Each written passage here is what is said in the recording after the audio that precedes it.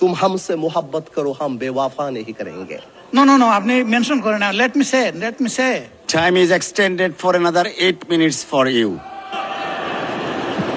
আমি আর আপনি কলিগ মাননীয় স্পিকার, একসাথে পড়াইছি, একসাথে কত কফি খাওয়াইছি আপনারে। এই জন্যই তো 8 মিনিট দিলাম এক্সট্রা।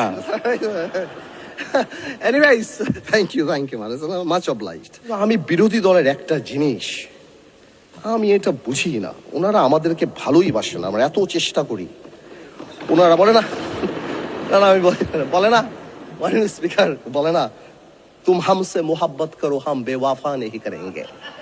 না মানে বলে উর্দুতে বললাম যাতে বুঝতে সুবিধা হয়। উর্দু বই দেখছি একটা, আমি একটা উর্দু বই দেখছি, ওই যে পিছে উর্দু বই একটা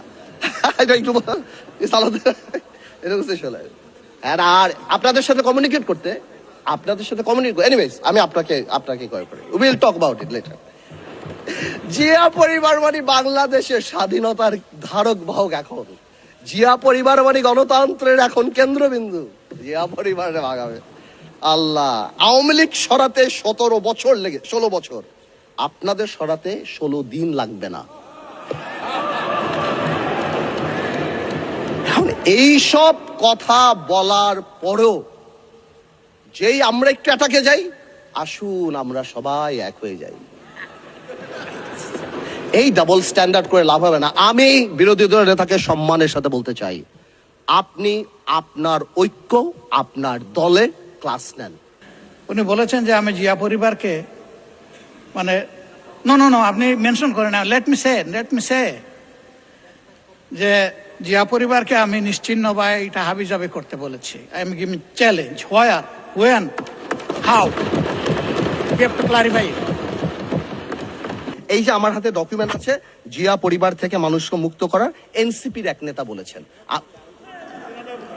আমি তো ওনার দাঁড়ান এত উত্তেজিত হেন না মাননীয় স্পিকার আমি বলছি এখনো মাননীয় সদস্যবৃন্দ, নিজেই বলছি মাননীয় সদস্যবৃন্দ, আমি বলছি যেটা তার কথা, আমি ওনার কথা বলি না। Mister Andalib Rahman, honourable members, আপনারা বসেন দয়া করে। আমি তোর কথা বলি নাই, ওনার ঐক্যের কথা বলেছি। অর্ডার। মাননীয় স্পিকার আপনাকে ধন্যবাদ। না, আমি বেশি কিছু বলার জন্য দাঁড়াইনি।